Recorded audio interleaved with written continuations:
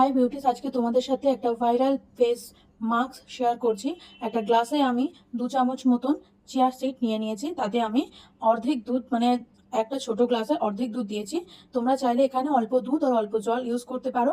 তারপরে আমি পুরো ওভারনাইট ফ্রিজে রেখে দিয়েছি সেট হওয়ার জন্য।